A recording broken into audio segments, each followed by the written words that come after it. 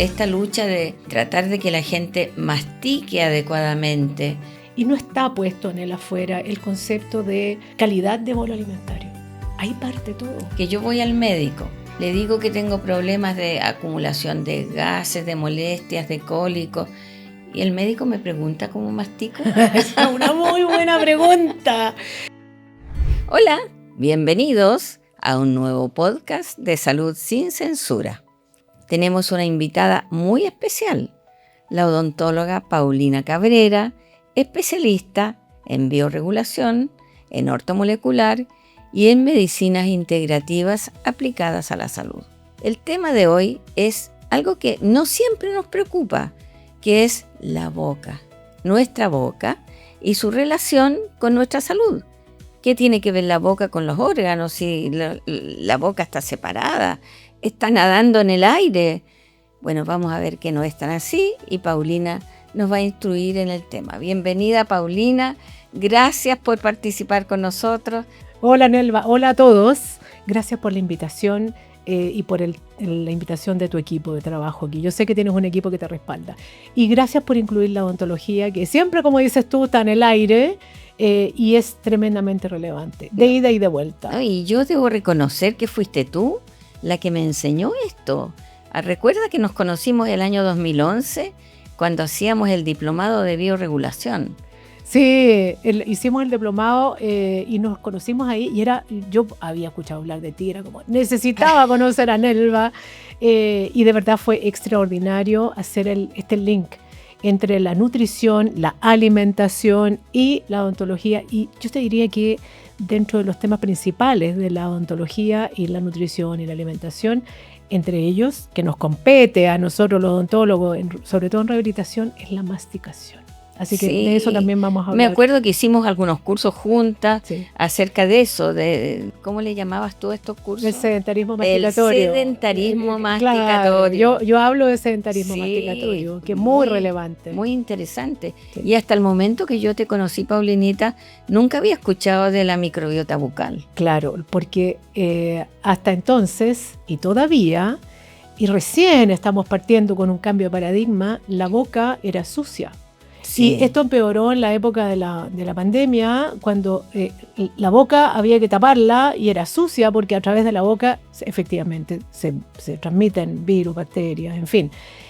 Pero el concepto de la boca sucia es como el mismo del intestino sucio. Y claro, hoy en día, por fortuna, la gente no tiene este concepto de que el intestino tiene una cosa maravillosa que es la Entonces debemos reconocer que hay toda una revolución de conocimientos sí, con respecto a la relación de los dientes y de la boca con la salud. Sí. Ya la medicina china relacionaba las sí, piezas dentales con los órganos y sí, muy antiguamente, pero nosotros yo creo que en Occidente nos habíamos quedado bien atrás. ¿Cuáles son los hitos que actualmente se manejan en la modernidad de la salud bucal? Bueno, uno es el que tú mencionaste. Hoy ya se promueve en algunos ámbitos más y en otros menos, pero se promueve la salud de la microbiota de la boca. Y hay una teoría antigua que habla de que no es tan sabida todavía, pero habla de este equilibrio, de este ecosistema de la boca. Pero eso se tiene que llevar a la clínica. Porque tú dices, sí, la boca tiene una microbiota, tiene que tener un equilibrio, hay bacterias buenas que tienen que estar en equilibrio, en fin. Pero, ¿cuáles son las propuestas terapéuticas de aquello? ¿Y qué tiene que ver la alimentación, la nutrición, los suplementos, claro, eso con esta microbiota? Y significa entonces que no solo la microbiota colónica es la importante. Así es. Claro. ¿Y cómo cuidamos la microbiota bucal? Son muchos elementos, pero, por ejemplo, ustedes los nutricionistas promueven que uno coma alimentos fermentados. ¿Por qué no en la boca? ¿Y por qué no masticarlos y masticarlos y masticarlos de manera que quede? Porque uno dice, bueno, ¿y de dónde vienen las bacterias de la boca? Por ejemplo, eso. El otro, cuidar el pH de la boca, que es muy relevante. Ahora, ¿cómo se altera el pH? Eso lo podemos conversar luego, porque el pH de la boca es muy importante para mantener este equilibrio. Y todo lo que sucede en la ¿Cuánto más o menos será el pH que tenemos en la boca? Levemente alcalino. Ya, porque luego en el estómago tenemos un ácido, claro, y luego en el páncreas el paso por el intestino vuelve a alcalinizarse. Exactamente. Sí. En cada medio necesita un pH determinado. Y porque el pH ácido de la boca lo que hace es deshacer o alterar los cristales de hidroxiapatita del esmalte de los dientes. Pauli, a mí me enseñaron hace muchísimos años atrás de que en la boca comenzaba la digestión de los almidones. Efectivamente, con la amilasa salival empieza la digestión de los almidones. Pero pasa lo siguiente. Después de 2 horas de estar consumiendo almidones, azúcar, golosina, tallarines, arroz, etcétera, después de 2 horas, la cantidad de amilasa ya no es la misma en la saliva. Ya. Por lo tanto, esto de respetar va gastándola. De alguna manera, ya el organismo ya no puede producir tanta.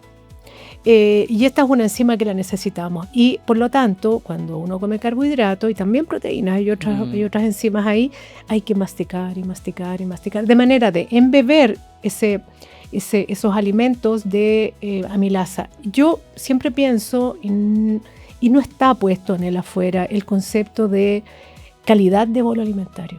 Ahí parte todo. Yo creo que hay que enseñarle a los niños a masticar. Sí. Desde esa etapa en que el chiquitito se traga casi entera las lentejas, por ejemplo. Y los fideos. Y las bota enteras. Sí.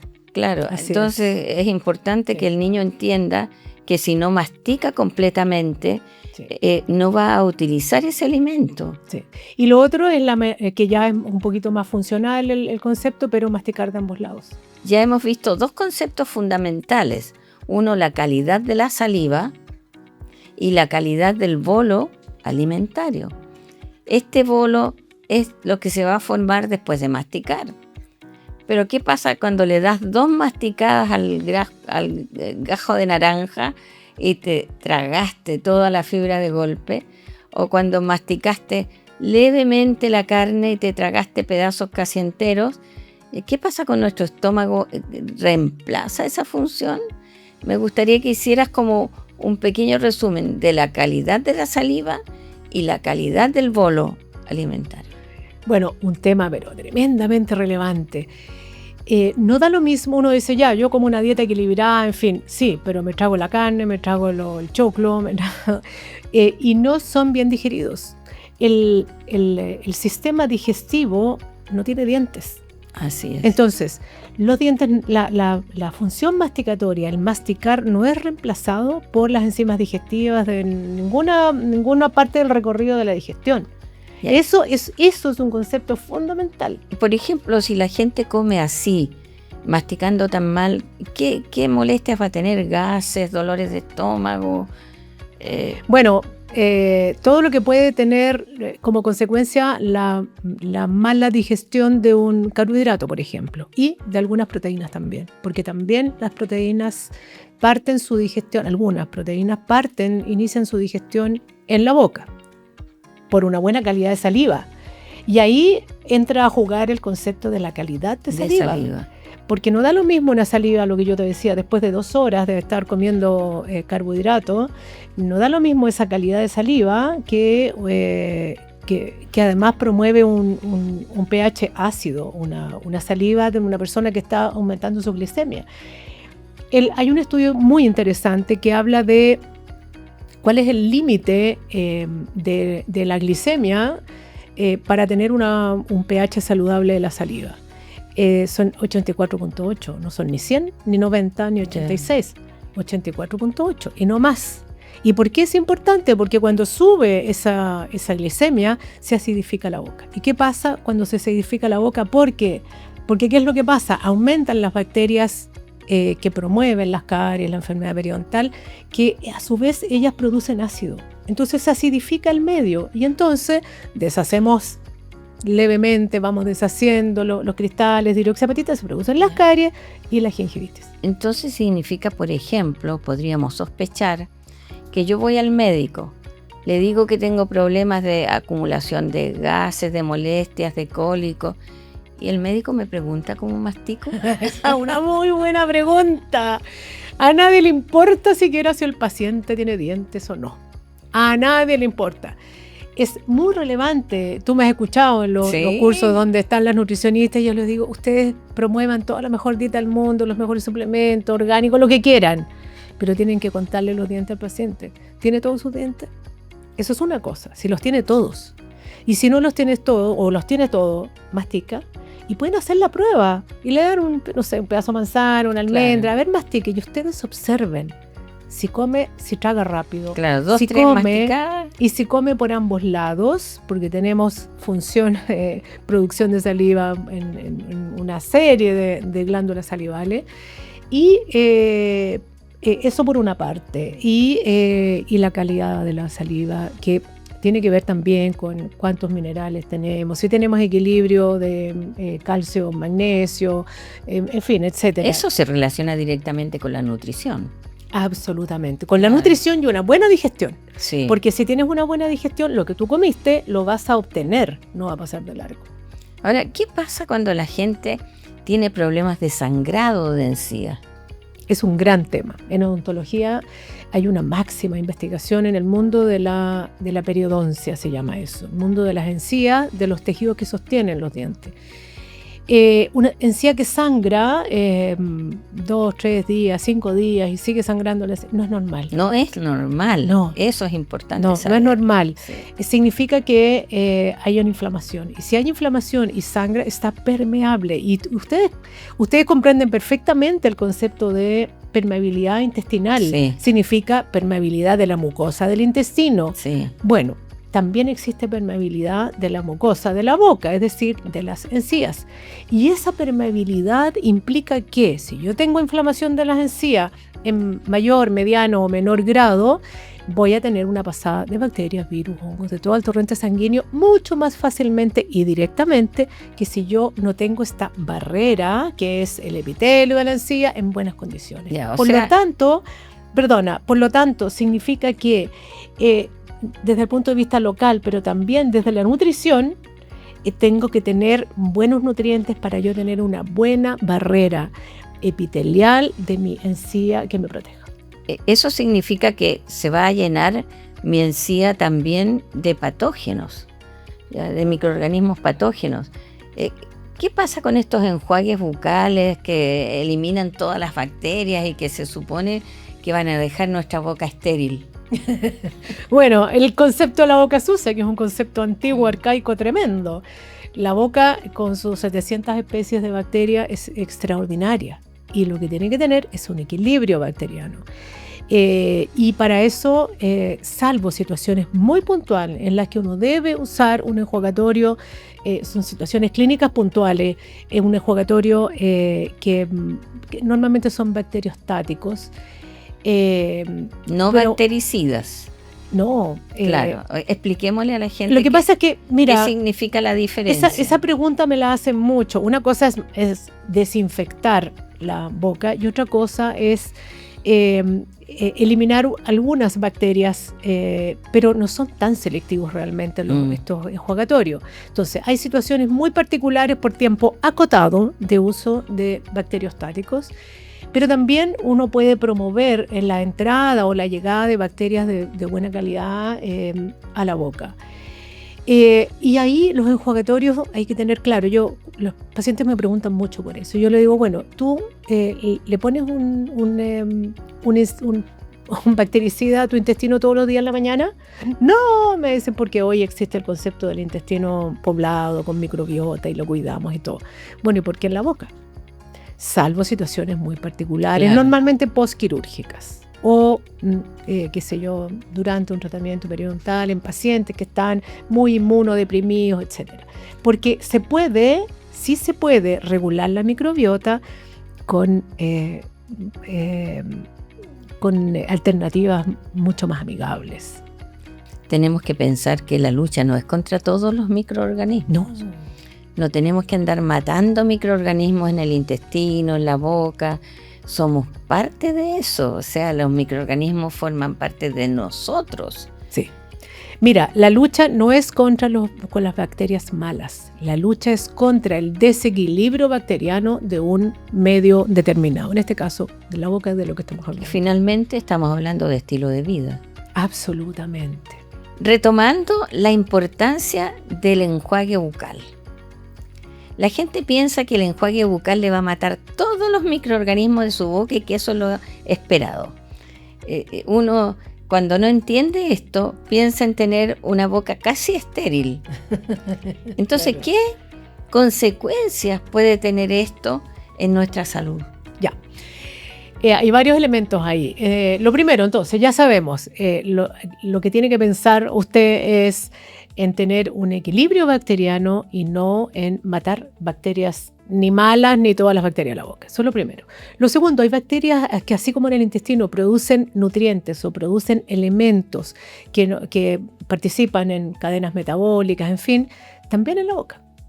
Perfecto. Entonces, tanto un enjuagatorio usado en forma crónica y mal indicado, me refiero a automedicado, como por ejemplo, una enfermedad periodontal, o sea, aquello que desequilibre la microbiota de la boca, puede producir, por ejemplo, la disminución o pérdida de unas bacterias extraordinarias que transforman los nitratos de ciertos elementos vegetales normalmente en óxido nítrico. Como la betarraga. Exactamente, que permiten que haya una dilatación de los vasos sanguíneos. Y sí se ha estudiado y se ha visto que las personas con periodontitis o que tienen, por otro motivo, por ejemplo, el uso crónico de los enjuagatorios bacteriostáticos, tienen una disminución de estas bacterias y tienen una persistencia mayor de hipertensión arterial.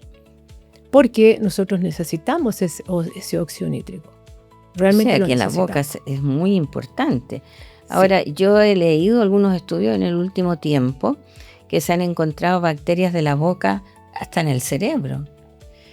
La Porphyromonas gingivalis, una malvada. Pero esa es una bacteria patógena, no es una bacteria normal. La Porphyromonas gingivalis es muy malandra porque está en el cerebro. Es una de las que está señalada como parte de este pool de razones por las cuales uno puede desarrollar el Alzheimer, factor de riesgo me refiero.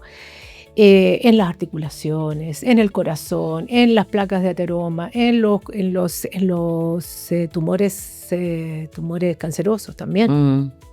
Oye, también hay una relación entre la artritis y la salud bucal. Sí, especialmente lo que más se ha estudiado es la Porphyromonas gingivalis y otras más que tienen nombres complicados. Hay un estudio que se hizo en el 2017 que vincularon científicamente en este estudio 57 enfermedades crónicas y no crónicas en general con la enfermedad periodontal. Lo que no significa que la enfermedad periodontal las produzca, sino que están asociadas. Ahora, ¿cómo prevenimos eso? ¿Cómo la gente puede prevenir que se produzca esta cantidad de patógenos que nos afecte? Buena pregunta. Sí. Hay cosas que son una nebulosa que no tienen respuesta, pero de lo que sí se sabe es, primero, teniendo un organismo que esté sano. Hábitos alimenticios, el exceso de azúcar. Ojalá mantuviéramos siempre una glicemia de no más de 84.8. No más que eso. Es bien difícil, sí, porque la medicina tolera hasta 100. Comiendo alimentos fermentados, masticar. Porque si masticamos, tenemos mejor chance de hacer un buen bolo alimentario. Recuerden que la saliva es levemente alcalina y se necesita también un pH además de estas enzimas para tener un buen bolo alimentario. Y eso en términos generales. Súper interesante hablar de esto, de la saliva, del bolo alimentario. ¿Qué otros factores inciden en la salud bucal? Tú eso lo saben mejor ustedes que nosotros los odontólogos. Una cosa es lo que comemos, que a veces tenemos una dieta que es deficitaria de ciertos nutrientes, de micronutrientes, por ejemplo, y a veces tenemos una buena dieta, pero tenemos un intestino que está permeable, que tiene enfermedades crónicas, y otras veces tenemos problemas genéticos que hacen que tengamos metabolismo alterado, pero en general cuidar las cadenas metabólicas. Efectivamente, Pauli, complementando, los nutricionistas estamos constantemente tratando de que las personas se alimenten lo más adecuadamente posible.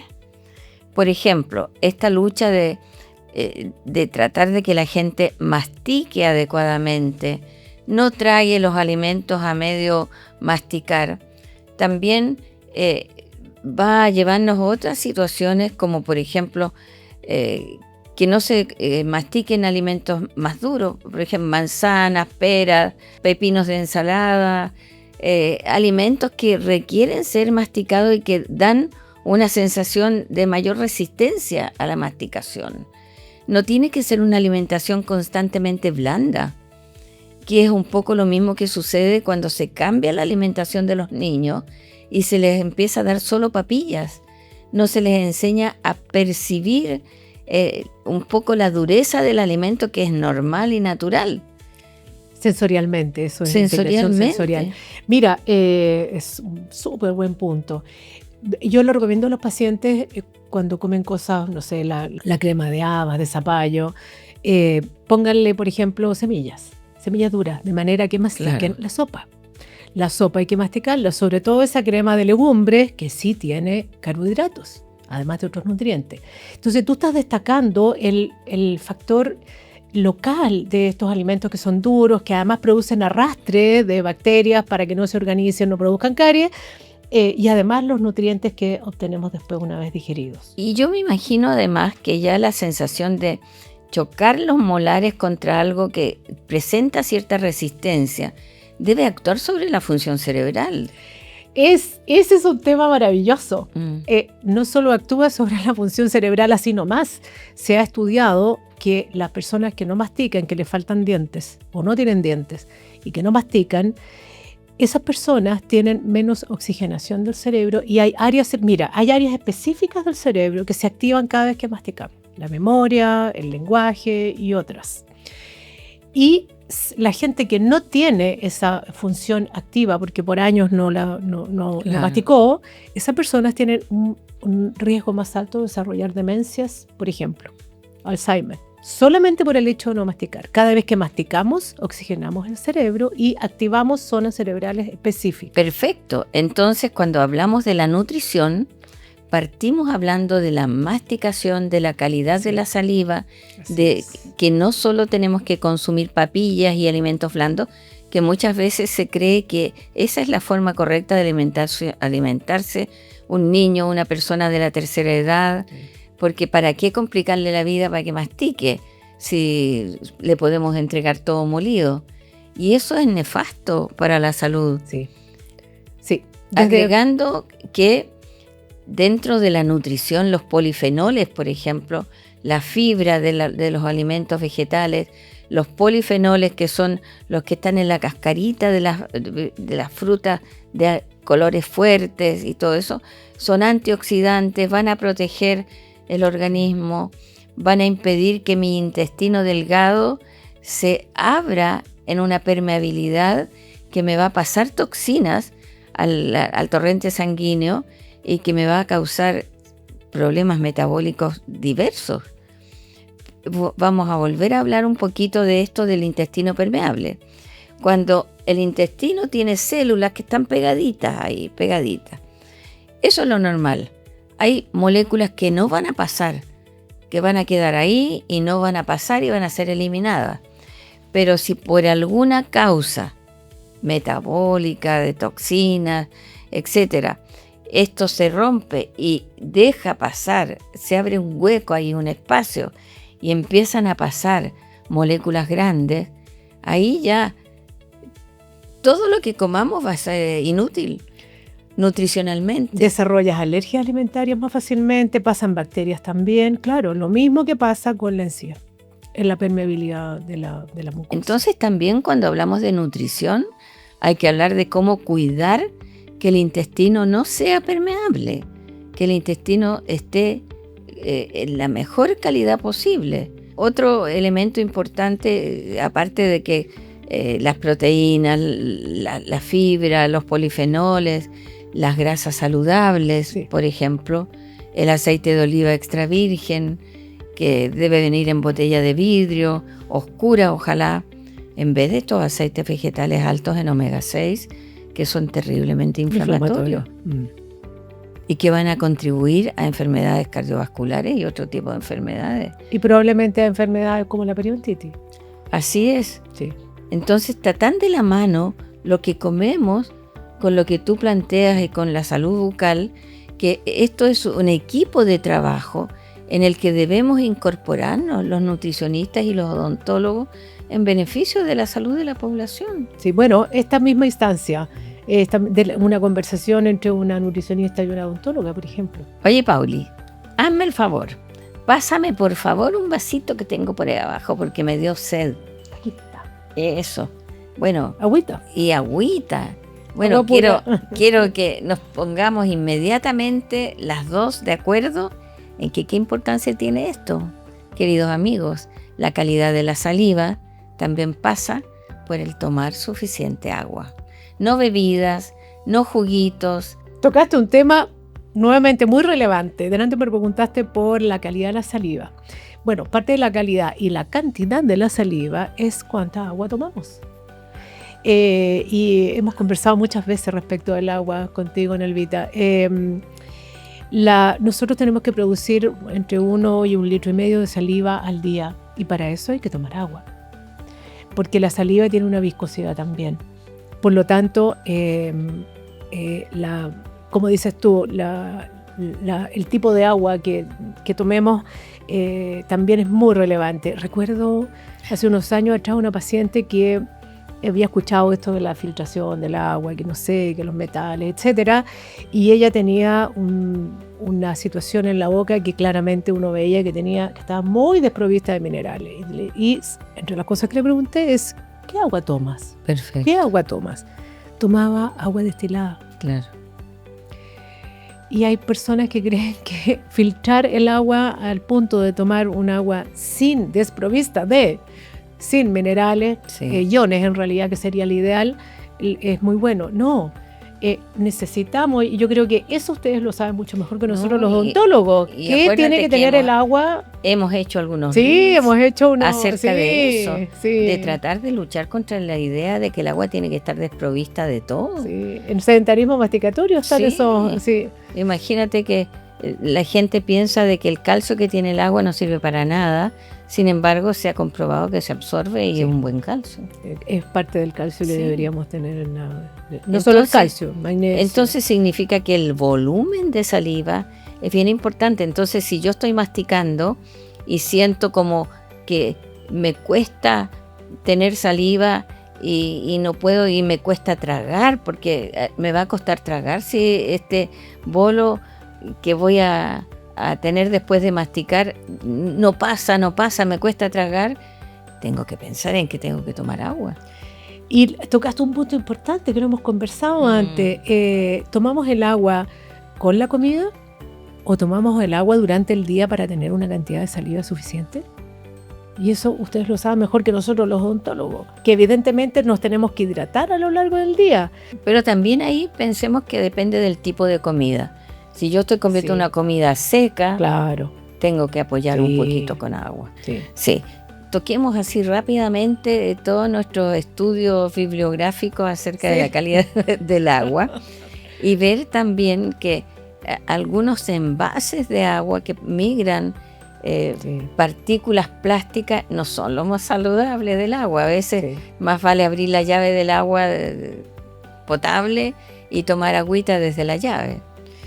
Bueno, yo personalmente, cuando me preguntan este tema a los pacientes, yo finalmente, de toda la vuelta que le he dado, he llegado a la conclusión, por lo menos en mi vida. Recuerda que en esas ocasiones, en esos live, medíamos la cantidad de minerales que tiene, o de sólidos disueltos en agua, no vamos a decir minerales, de sólidos disueltos en agua, de las distintas aguas, de las distintas botellas que compramos, del agua que estaba filtrada con un filtro X o por osmosis inversa. Y era sorprendente cómo variaba. Sí. Y bueno, yo personalmente finalmente me quedé con el agua y la llave filtrada. O sea, yo filtro agua de la llave. Eso es lo que yo hago. Yo Sí, no, yo no también. compro agua, no uso agua Sí. filtrada por osmosis inversa. Sí, yo también. Y eso es importante que la gente lo sepa. No hay que tomar agua sin minerales, porque el organismo requiere los minerales. Pauli, ¿te has dado cuenta tú que lamentablemente muchas familias toman bebidas gaseosas, toman jugos en botella, reemplazando el agua? Por ejemplo, a la hora de almuerzo no hay un jarro de agua. A la hora de almuerzo hay una bebida, hay un jugo de estos que se compran En caja. procesados en caja, en botella, etcétera. Y la gente no se da cuenta que una bebida gaseosa tiene un pH ácido. Al tener un pH ácido va a perjudicar la absorción de calcio, pero también va a perjudicar los dientes. Absolutamente, sí. En lo local, estás apuntando al factor local. En lo local, por supuesto. Las personas que tienen el hábito, por ejemplo, de comer limón, que es muy saludable, pero se comen un limón como si fuera una manzana 2 o 3 al día, todos los días, deshacen Sin el enjuagarse esmalte. después. Aunque se enjuaguen, ¿Sí? incluso cuando es todo el tiempo, varias Ya. veces al día, deshacen el esmalte. Y no tienen caries, no son caries, pero se quedan sin esmalte. Entonces, el pH de lo que tú tomas, por supuesto que es relevante. Lo que tenemos que decirle al público es que si reemplazamos el agua natural, ojalá con iones, por cualquiera otra de estas bebidas de fruta, de las otras bebidas que se compran, las que tienen estas para los deportistas, en fin, lo más probable es que vamos a alterar el medio bucal. Ahora, ¿en qué se traduce eso? Si tenemos un medio ácido, ya lo dijimos, vamos a producir una alteración en los cristales del esmalte de los dientes. O sea, tenemos más propensión a las caries. Y también alteramos el medio para esta microbiota que debemos cuidar tanto como cuidamos la del intestino. Entonces tenemos 2 elementos locales ahí que se producen, estamos hablando de los locales, que se producen por la hidratación que no es con agua. Así es, pero además tenemos que agregar un par de detalles. Da lo mismo que esos jugos o bebidas sean con azúcar o con endulzantes artificiales, Sí. dado que varios estudios han mostrado cómo estos endulzantes afectan la microbiota intestinal, y al afectarse la microbiota intestinal se afecta todo el organismo, desde el cerebro, las vías respiratorias, todo está relacionado con la microbiota. Sí, han hecho estudios también en el medio bucal o oral con los endulzantes y sí, también producen alteraciones. Entonces, hay un endulzante que tiene unas ciertas acepciones interesantes, que es el xilitol. el xilitol. Claro, pero en general sí, también. Pero el xilitol también yo he visto en mis pacientes que les produce diarrea. Algunas personas sí. Entonces, todos estos endulzantes tienen algún efecto secundario. Bueno, la stevia, que puede ser natural, pero encontrarla natural tampoco es tan fácil. Es más difícil. Y lo otro que hemos conversado en otras ocasiones respecto de esta bebida, de la que sea, ya sea que tenga sabor ácido o no tenga sabor ácido, tiene pH ácido. Que no tenga sabor ácido no significa ¿Qué que diferencia no tenga es eso? Porque una bebida dulce puede ser ácida, sí, y no tener sabor ácido. Y al revés, una limonada puede ser de sabor ácido y no ser ácida al interior del organismo. claro, porque es alcalinizante. Sí.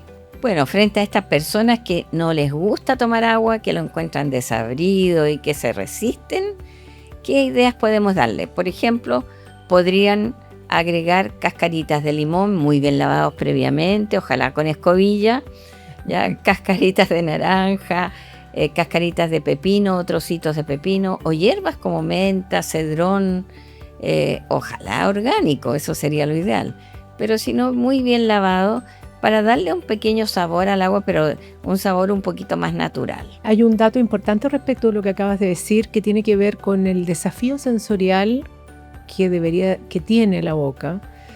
a través de la boca, tú sabes, la boca tan importante desde el día que nacemos. Sí. Hay personas que necesitan más desafío sensorial en la boca y quizá yo te hago la pregunta a ti. Hay gente que dice, ok, voy a tomar agua, pero yo necesito que sea agua con gas. Porque yo converso mucho de eso con los pacientes y los derivo donde ustedes son las nutricionistas, pero tienen ese problema de sí, pero esto no me gusta. No les gusta, sí. Claro. Yo también he tenido muchos pacientes que no les gusta el agua y que no la toman nomás porque no les gusta. No les gusta. Sí, es verdad. Ahora, claro, si no tenemos otra opción que tome con gas, va a haber que ceder un poco en eso y quizás combinar un poco de agua sin gas con un poco de agua con gas para que le deje esa sensación un poquito más suave. ¿Y unas gotitas de limón? Y también últimamente se ha puesto a disposición de las personas el agua de mar. Sí. Y el agua de mar con todos sus electrolitos y todo. Filtrada. Sí, filtrada. No, lista, viene ya combinada en las proporciones que se recomienda en estas terapias que se usa el agua de mar. Como estamos hablando del agua y de la humedad relacionada, está bien que la gente moje su cepillo antes de poner la pasta dental. ¿Y qué tipos de pastas dentales hay en el mercado hoy día que pueden ser recomendables? Has tocado un gran tema, controversial también. El tema de las pastas. A mí me preguntan mucho los pacientes, ¿qué pasta uso? Primero hay que comprender que la pasta es un cosmético, está catalogada como cosmético y es un ayudante. Ya. Podríamos perfectamente vivir sin ninguna pasta dental. Así es, solo cepillando, aprendí de ti. El cepillado es lo más importante. Sí. ¿Qué es lo más importante del cepillado? No es la pasta de dientes, es el cepillado mecánico. Ahora, si le ponemos, no le ponemos agua, la odontología en general promueve que no se le ponga agua. Y la verdad es que no sé cuál es el sustento científico de aquello. Ya, perfecto. Yo hace 45 años que le pongo agua al cepillo y no tengo caries. Sí, yo también. Claro, entonces tiene que ver con un muy buen cepillado. Más importante que la cantidad, que el agua que le pones o no al cepillo, es que cambies el cepillo una vez al mes. Sí. Por ejemplo, esto en términos generales. Sí. El cepillo debería cambiarse. Hay gente que tiene el mismo cepillo el año entero. Y entonces tiene un cepillo que está, entre comillas, hidratado, está blandengue, está con una mala calidad de la cerda, porque tiene la humedad permanente ahí y además un montón de bacterias que quedan en el cepillo, que ese es un gran tema, el tema de las bacterias del cepillo. El cepillo no debería estar suelto en el baño así abierto. Hay estudios interesantes respecto de bacterias y cepillo de dientes. Bacterias fecales me refiero. Ya. Y respecto de las pastas, ahí tocamos el tema de uso con flúor o sin flúor, uso pasta blanqueadora o no uso pasta blanqueadora. Ahí vienen las individualidades de lo que cada uno quiere y de cuál es mi organismo, cuál es el costo biológico que yo pago con este tipo de pasta o este otro tipo de pasta. Al final es eso. Yo le hablo mucho a los pacientes he inventado conceptos para explicarle el costo biológico. Por ejemplo, una persona que tiene un problema tiroideo importante o cáncer de tiroides, en mi opinión, el costo biológico de usar flúor en la pasta o enjuagatorio de flúor puede ser muy caro. Puede ser muy caro. Sin embargo, una persona que tiene problemas mecánicos para cepillarse, un adulto mayor o niños con, problemas neurológicos, no tiene cómo llegar a todas las superficies de los dientes con el cepillado y debería incluir el flúor. Por supuesto que mirando la individualidad, es eso. Entonces, como toda la medicina integrativa. Como toda la medicina integrativa. Así como hoy en día hay pastas que tienen elementos que son interesantes. Lo que yo considero que debería existir es en nuestro país y en el mundo son pastas, por ejemplo, con probiótico. Entonces estaríamos hablando de pastas que tienen un elemento que le aporta a la salud, el probiótico. Pero mira, quiero volver un poquito atrás. Cuando tú dices que hay que cambiar el cepillo una vez al mes, y también si yo tuve una gripe, un problema de amigdalitis, de faringitis, lo tengo que botar antes de un mes. Cuando estoy saliendo de esa enfermedad, ya el cepillo a la basura. Sí, y no prestarse los cepillos, porque hay gente que se presta los No. cepillos.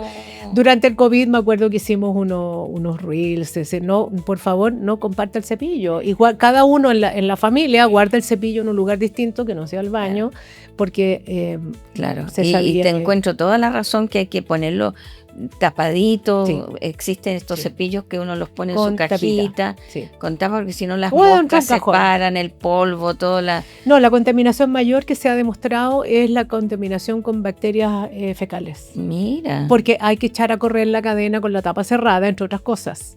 claro. Y, Sí, porque si no saltan y también el gotitas. cepillo puede ser un medio de contagio de bacterias periodontales. Yo últimamente estoy usando unas pastas de coco. ¿Qué Sí. te parece a ti eso? A mí me encanta la idea de la pasta de coco, el oil pulling también. A mí me parece que son lejos más amigables, ¿Cierto? mucho más amigables. Y hay unas que son orgánicas también. Es decir, si buscamos elementos en la pasta con los cuales yo pague un costo biológico menor, esas son las que hay que escoger. Si a mí me gusta usar pasta de dientes. Porque Claro. hay gente que no usa pasta de dientes. Oye, y estas pastas que producen harta espuma, que tienen lauril sulfato de sodio, ¿qué te parecen? Porque dan esa sensación de frescura, como de saborizantes, son dulces, se les agregan colores muchas veces. Beneficio, la verdad es que depende, pero en verdad, te insisto, uno puede hacer un muy buen cepillado sin pasta. El espumante es como, siempre imagínense, yo usaría esto en el intestino. O sea, yo sí usaría aceite de coco. Por lo tanto, si encuentro algo que tenga aceite de coco, Claro. para mí es mucho mejor. Claro. El espumante, ¿qué importancia puede tener el espumante? Si yo hago un muy buen cepillado mecánico, ¿para qué necesito hacer espuma? Claro, es solamente para dar la sensación de limpieza, como pasa con los detergentes, que las Sí. personas creen que mientras más espuma de un detergente va a ser mejor y no tiene nada que ver, es un aditivo. Por eso la gente le gusta la pasta de dientes con menta, porque tenemos asociado culturalmente, lo que no es real, que la sensación de menta en la boca es boca limpia, lo que es absolutamente Claro. erróneo. Querida Paulina, creo que hemos tenido una clase magistral sobre la relación entre la salud bucal, la nutrición y nuestra salud en general. Te agradezco montones que hayas podido participar con tus fantásticos conocimientos. Cerrando, ¿cuáles son los 3 elementos fundamentales a tener en consideración? La calidad y cantidad de saliva, De saliva, relacionado con el agua, relacionado con lo que comemos, con el pH, con el con la pH. glicemia. Exacto. Segundo elemento, derivado de la masticación, el bolo alimenticio. La calidad del bolo alimenticio. Buena masticación, evitar el sedentarismo masticatorio, ojalá ponerse las piezas dentarias que faltan, no dejarlo ahí por comprarse un auto nuevo, no gastar en el dentista. Gastes el auto en el dentista. Sí, entonces también eso es importante. Y el tercero es el equilibrio de la microbiota de la boca, que depende también de lo que comemos y de la calidad y cantidad de saliva y de todo lo que hemos conversado.